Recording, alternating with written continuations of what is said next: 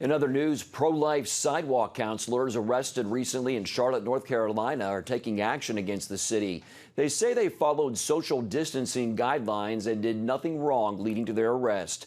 Take a look at the exchange between former reality TV star, Christian and outspoken pro-lifer David Benham and police before the arrest earlier this month. We are practicing social distancing. We have cleaned our hands. We are offering help to these mothers. And if you're saying that we don't have the right to be here, then go in the abortion clinic and make the arrest there. Mr. Benham, I don't have the authority to go in the abortion clinic. So you don't have the authority to go in the abortion clinic, but you have the authority to bully us and our sidewalk counselors. Yes, you are. I'm being as nice yes, as you know. You know, you're trying to be nice. It's passive aggressive. But guess what's happening? I'm not budging, and our sidewalk counselors are not budging. I respect your rights, believe me. But at this time, can you please step over there? I'll step over here. Yes, sir. I certainly will. Thank you. But you know we're right. You know we're right. Okay.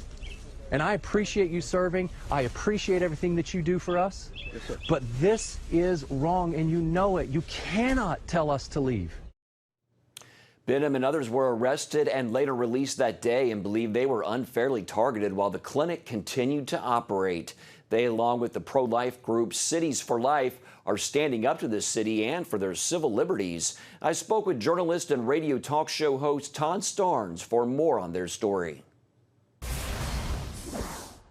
Todd, what's the latest out of Charlotte, North Carolina in the case of the pro-life demonstrators being arrested? Well, there's some good news to report. Alliance Defending Freedom, one of the nation's top religious liberty law firms, has filed a federal lawsuit against the city of Charlotte. As the story goes, you had a lot of pro-lifers, part of a local ministry, and they were doing sidewalk counseling. So they were not protesting. They were actually offering counseling to the young ladies going into this abortion clinic. Among those in that group, a good friend of mine, David Benham from the Benham brothers. And many of the individuals there were arrested and they were charged with violating the stay-at-home order. They were also punished for violating the social distancing orders, but it was very clear based on the video evidence that they in fact were engaging appropriately and they were following the letter of the law. A lot of other medical services have been suspended in light of COVID mandates. Are abortion clinics getting a pass, Todd? Yeah, imagine this. I mean, it's really amazing where we are in America right now, where you can go and get an abortion, but you cannot go to your church. It is illegal. For example, in Kentucky, they actually allowed abortion clinics in the city of Louisville to remain open, but they literally shut down the churches. And they told these churches, you are not allowed to gather even in your parking lot for a drive-through service. And this is happening all over the country, including in Charlotte, North Carolina. So the idea that if you want to have elective surgery, let's say you want to get a nose job. You can't get a nose job right now. You gotta make do with the nose the good Lord gave you. But if you want to get an abortion, well, you can just head right on down to the street and get yourself an abortion. That is absolutely unacceptable. What is the bigger picture here, the greater concern overall? Well, I've been preaching about this for quite some time on my radio show. I believe the greater threat is not the virus, but it's the attack on our civil liberties.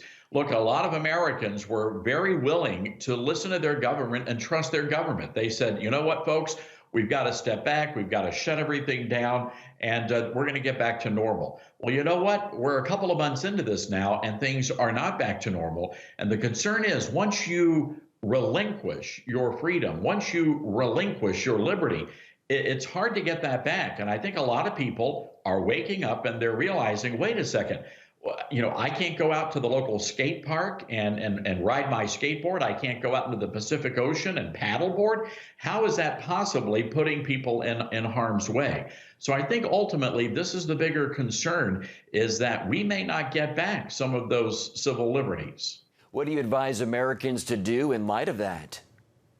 Well, look, I think we have an obligation. We, the people, have an obligation to stand up, and we have to fight for our rights. And that's one of the reasons I've been so excited to see these Liberate protests that popped up across the country, because law-abiding American citizens, if they don't stand up and defend their rights, nobody's going to do it for them. So again, we have to be civil lambs, but not silent lambs.